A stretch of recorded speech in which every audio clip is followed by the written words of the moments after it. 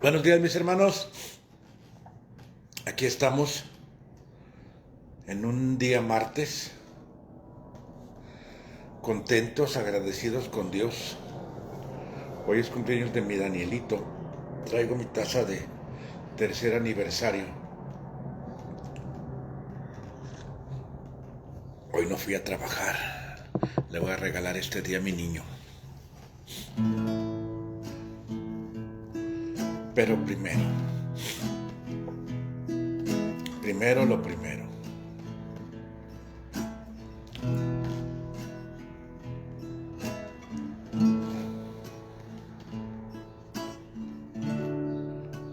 Hay tantas cosas por las que agradecerle a Dios. Yo la verdad le doy muchas gracias a Dios porque tengo una bonita vida. Tengo una bonita esposa que me ama, mis hijos, cada uno de ellos. Estoy sirviendo en el ministerio como siempre lo he soñado. Pero ¿saben cuál es mi motivo mayor de gratitud? La cruz. Esa cruz que me dio salvación y redención. Eso es lo más valioso que tenemos. No la casa, no el carro, no una cuenta del banco, no. Ni siquiera la paz que gozamos del país, de la libertad para adorar. Lo más valioso que tenemos es la cruz.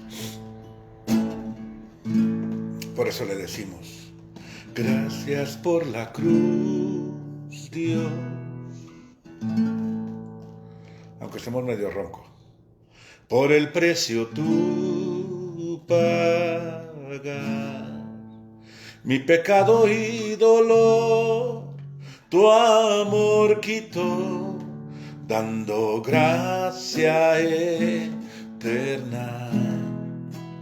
Gracias por tu amor, Dios, por las manos que herí, pues tu río me limpió y siento al fin tu perdón y salvación.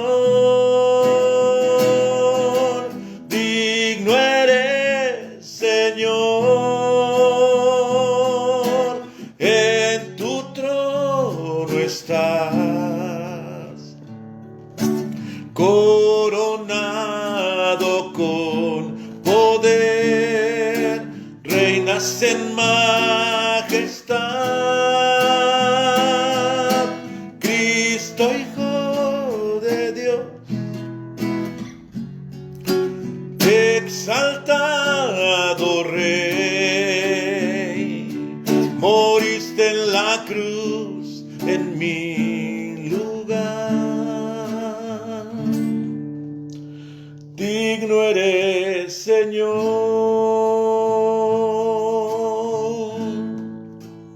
Gracias, Señor. Gracias porque moriste en la cruz por mis pecados. Porque me llevaste a una vida nueva, diferente. Porque me llevaste a una vida de paz, de gozo. De saber que tú estás conmigo. Y saber que voy a estar contigo en la eternidad. Gracias, Señor, por la cruz. Porque yo sé que todo va a estar bien si estoy contigo. Amén. Aleluya. Aquí estamos, mis hermanos. Miren, como que me quiero enfermar. Mi esposita está enferma. Hoy no me acompaña. Ay, hoy me da el sol. Creo que ya no me voy a acomodar aquí. Porque me da el sol. Pero está bien. Creo que sí, hasta se ve bonito, ¿no? Como que Dios nos está hablando. ¿Qué tal? ¿Están leyendo Marcos? Hoy estamos leyendo Marcos, los últimos 2 capítulos. ¿Se fijan qué rápido vamos? Ya terminamos otro libro el día de hoy. Hoy leemos 15 y 16 y con esto terminamos otro evangelio. Y ya mañana empezamos Lucas. Y luego Juan. Y luego Hechos y Romanos y Corintios y todo. Vayan por su cafecito. Vayan y agarren la taza de amigos de la palabra. Prepárense un cafecito. Porque ya saben lo que dicen, que sin café es imposible agradar a Dios. Váyanse por su cafecito y aquí todos juntitos tomando café con nuestra taza de amigos de la palabra del tercer aniversario. Saludos a todos los que están conectados. Veo por ahí a Ana Lilia, veo a Rubio, veo a Ana Lilia Loera, veo a Carmen Torres, a mi hermana Eunice. Mi esposita está viéndonos allá arriba en su recámara. Fíjense, dice que al amanecer, capítulo 15, versículo 1, se reunieron los jefes de los sacerdotes con los ancianos y los maestros de la ley, toda la junta suprema, y llevaron a Jesús atado y se lo entregaron a Pilato. Pilato le preguntó, ¿eres tú el rey de los judíos? Tú lo has dicho, contestó Jesús. Como los jefes de los sacerdotes lo acusaban de muchas cosas, Pilato volvió a preguntarle, ¿no respondes nada? Mira de cuántas cosas te están acusando. Como oveja fue llevado al matadero y no abrió su boca, dice Isaías 53. Pero Jesús no le contestó, de manera que Pilato se quedó muy extrañado. Fíjense, si nos ponemos a pensar en todo lo que implicaba que Jesús no habló, porque recuerden que Jesús es el verbo. Dice el Evangelio de Juan que en el principio era el verbo y el verbo era Dios y el verbo era con Dios. Jesús es la palabra. Por eso somos amigos de la palabra, porque somos amigos de Jesús y somos amigos de esa palabra revelada. Jesús es la palabra. Jesús es el verbo. Jesús es la expresión del amor de Dios. Jesús es quien nos ha manifestado de muchas formas el amor de Dios y la palabra de Dios. Entonces, Jesús es la palabra y la palabra se quedó callada. No sé si alcanzas a ver esto que te quiero decir. La máxima expresión de Dios se quedó callado, pero en ese silencio nos dijo tantas cosas. Nos dijo, te amo. Nos dijo, vine por ti. A eso vine a rescatarte. A eso vine a salvarte. Y hay ocasiones en que parece que Dios se queda callado y no dice nada. Hay ocasiones en que, situaciones donde yo siempre pienso, Dios, quisiera que me dijeras en forma clara, dime en forma clara qué quieres que haga. Vete a Nínive, me voy a Nínive. Dime en forma clara, quédate quieto, me quedo quieto. Pero hay ocasiones en que no sabemos. Y en ese momento en que no sabes, tienes que quedarte quieto mirando a Jesús y dejar que su mirada te hable y dejar que su palabra te hable y dejar que el Señor te abrace y que te diga todo va a estar bien.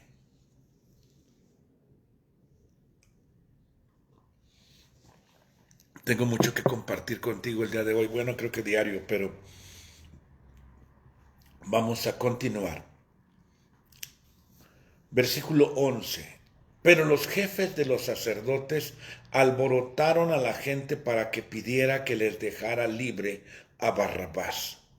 Los jefes de los sacerdotes alborotaron. Tú nunca te dejes alborotar, mi hermano. No te dejes alborotar. Tú eres una persona pensante, que razona, que tiene convicciones, que sabe mirar a Dios, que sabe escuchar su voz. porque las ovejas del Señor le oyen. Entonces tú no te dejes alborotar. Tú deja que Dios te hable. Deja que Dios te diga qué es lo que tienes que hacer. No sigas a la mayoría. Deja que Dios te hable. Y Pilato les preguntó, ¿y qué quieren que haga con el que ustedes llaman el rey de los judíos? Ellos contestaron a gritos, crucifícale. Yo siempre me he impactado tanto.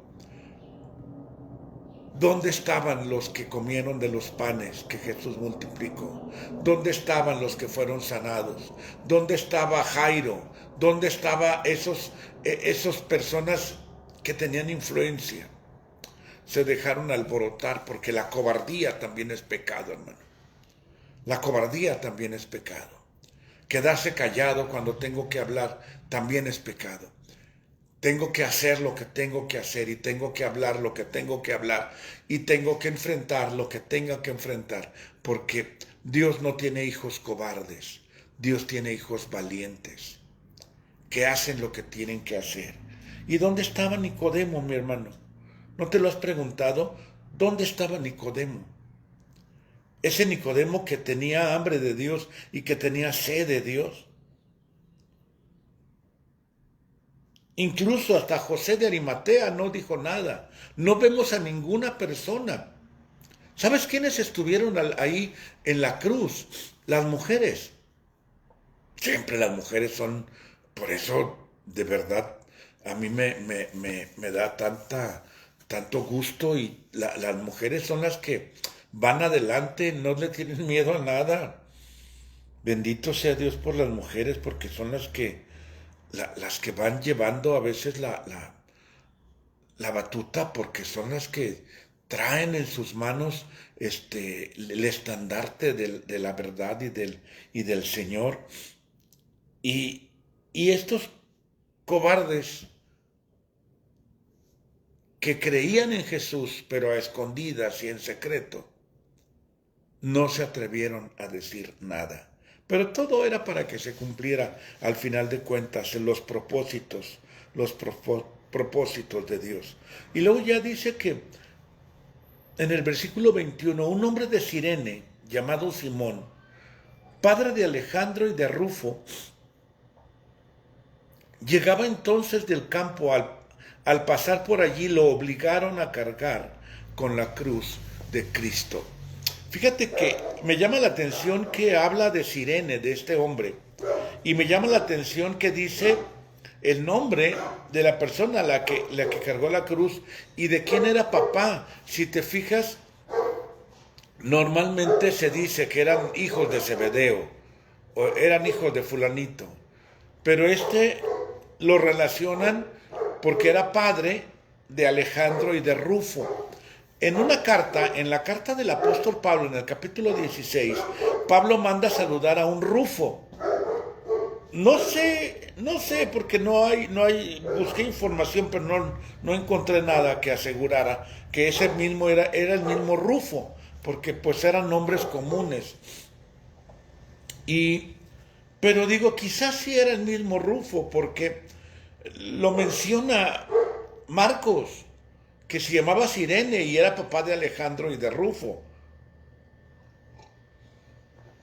Y ese Rufo, el que saluda a Pablo, pareciera que era muy cercano a Pablo, porque la mamá de Rufo dice que Pablo la consideraba también como su mamá, es decir, posiblemente eran muy cercanos. Y a Cirene lo obligaron, órale, tú vas a cargar la cruz.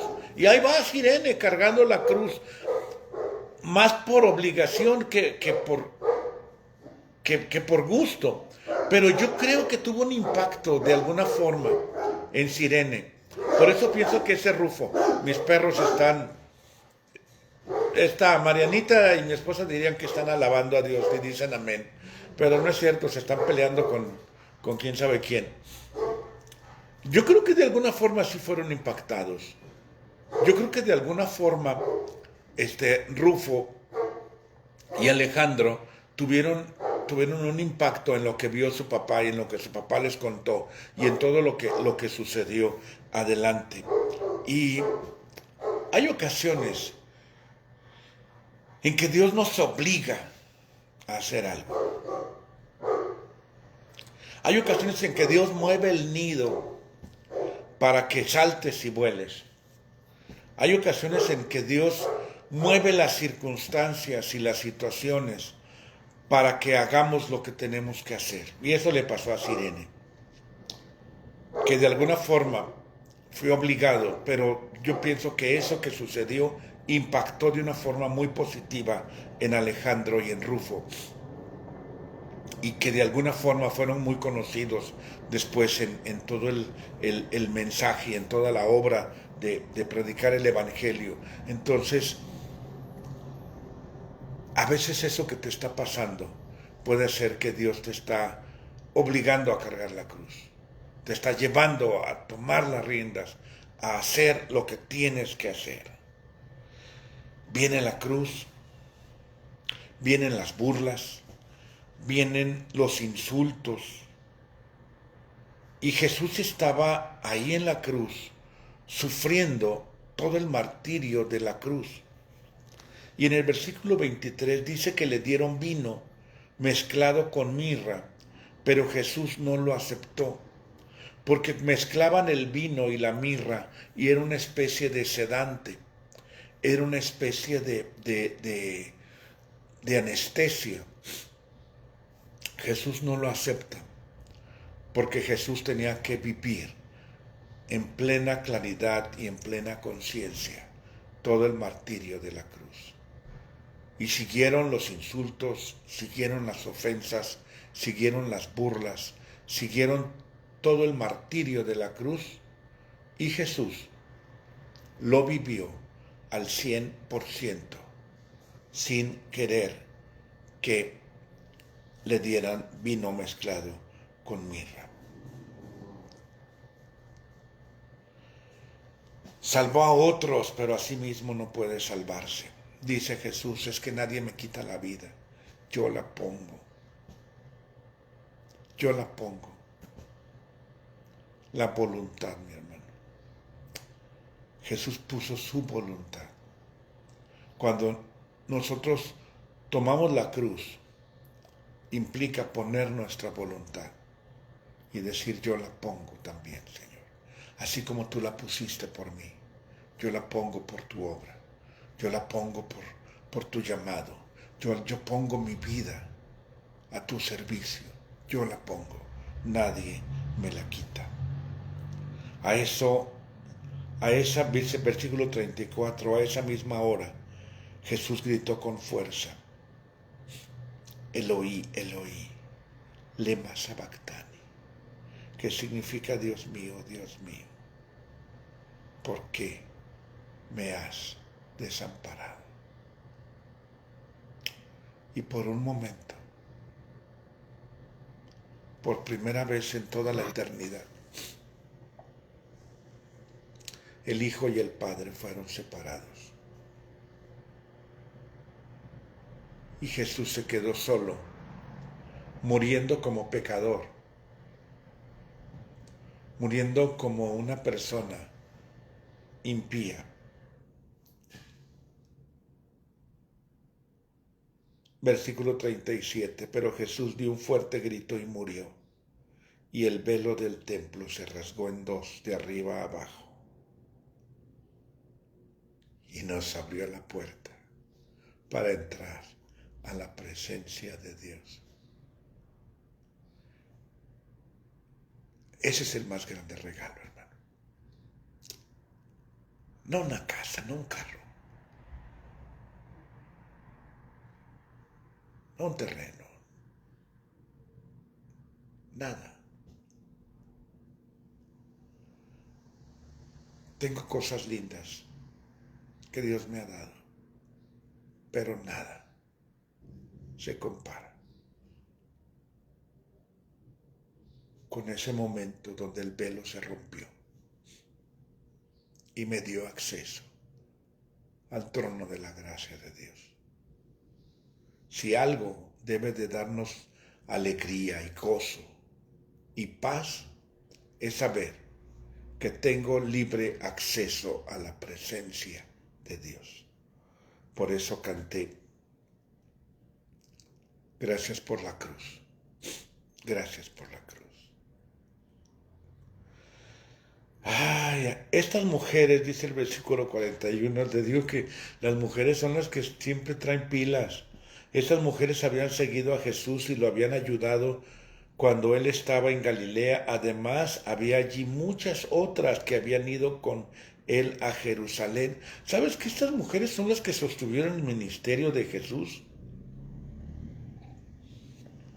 Y ellas no se rajaron, ¿eh? Ellas ni lo negaron. Allí estuvieron siempre. Y dice que como ese era el día de la preparación, es decir, víspera del sábado, era el viernes ya por la tarde, José, natural de Arimatea, miembro importante de la Junta Suprema, el cual también esperaba el reino de Dios, se dirigió con decisión a Pilato.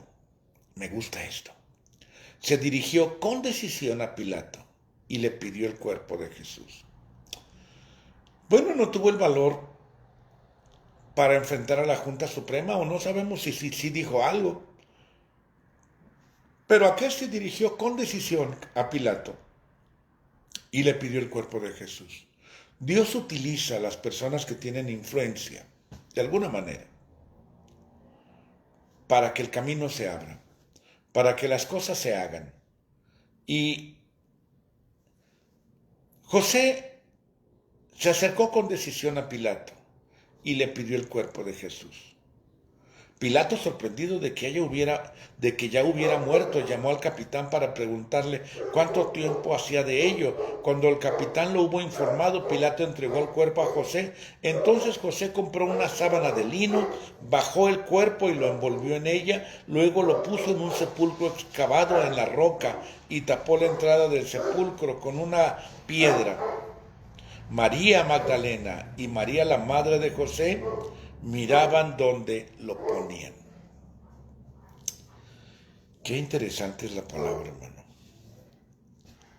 Pasado el sábado, capítulo 16, versículo 1, pasado el sábado, María Magdalena, María la madre de Santiago y Salomé compraron perfumes para perfumar el cuerpo de Jesús, y el primer día de la semana fueron al sepulcro muy temprano, apenas salido el sol, y diciéndose unos a otros, ¿quién nos quitará la piedra de la entrada del sepulcro? Pero al mirar vieron que la piedra ya no estaba en su lugar. Esta piedra era muy grande. Cuando entraron en el sepulcro vieron sentado al lado derecho a un joven vestido con una larga ropa blanca. Las mujeres se asustaron, pero él les dijo, no se asusten. Ustedes buscan a Jesús de Nazaret, el cual fue crucificado. Ha resucitado. No está aquí.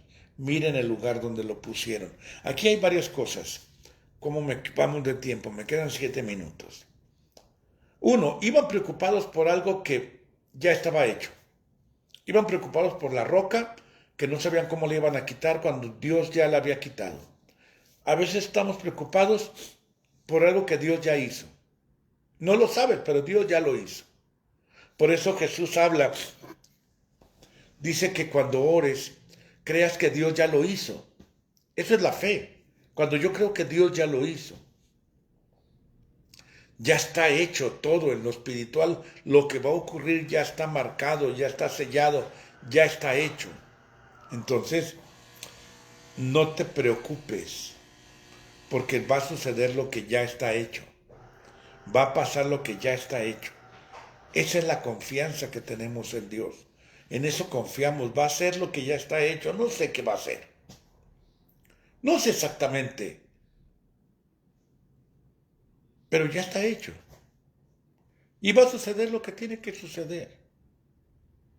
Tú no te preocupes. Vayan y digan a sus discípulos y a Pedro, él va a Galilea para reunirlos de nuevo y allí lo verán tal como les dijo. Entonces las mujeres salieron huyendo del sepulcro, pero estaban temblando, asustadas, y no dijeron nada a nadie porque tenían miedo. Es decir, costó trabajo entender la resurrección. Hubo varias manifestaciones que no cayeron a la primera. Siempre he escuchado el chiste de que por qué Jesús se apareció primero a las mujeres, porque de esa manera iba a correr la noticia para todos lados, haciendo alusión a que las mujeres son chismosas, pero no te creas, hermana, las mujeres no son chismosas, simplemente son comunicativas, pero no siempre, también saben guardar en su corazón las cosas. Entonces, aquí tenían miedo y no dijeron nada. Y Jesús se aparece otra vez. Dice, después que Jesús, versículo 9, hubo resucitado al amanecer del primer día de la semana, se apareció primero a María Magdalena, de la que había expulsado 7 demonios. Ella fue y avisó a los que habían andado con Jesús, que estaban tristes y llorando. María Magdalena sí fue y contó. Las otras mujeres les dio miedo, pero María Magdalena sí fue y contó. Después de esto, versículo 12, Jesús se apareció en otra forma a 2 de ellos que iban caminando hacia el campo. Estos fueron y avisaron a los demás, pero tampoco ellos creyeron. Es decir, que fue todo un proceso para que pudieran entender el mensaje de la resurrección. Marcos hace énfasis en esto, en que no fue sencillo que ellos entendieran. A veces somos duros de entender, hermano. A veces Dios nos tiene que hablar de una manera, de otra, de otra, de otra, de otra. Y tiene que hacer muchas cosas para que nos caiga el 20 y para que podamos entender y para que podamos abrir nuestro corazón y que las cosas sucedan. Pero Dios va a hablarte una y otra vez hasta que entiendas. Versículo 19, con esto vamos a terminar. Mira, hasta me sobró tiempo. Después de hablarles, versículo 19, el Señor Jesús fue levantado al cielo y se sentó a la derecha de Dios. Ellos salieron a anunciar el mensaje por todas partes, y el Señor los ayudaba y confirmaba el mensaje, acompañándolos con señales milagrosas. Al final de cuentas, Dios te va a hablar hasta que entiendas. Dios va a estar trabajando en tu corazón hasta que entiendas. ¿Para qué? Para que hagas la obra de Dios.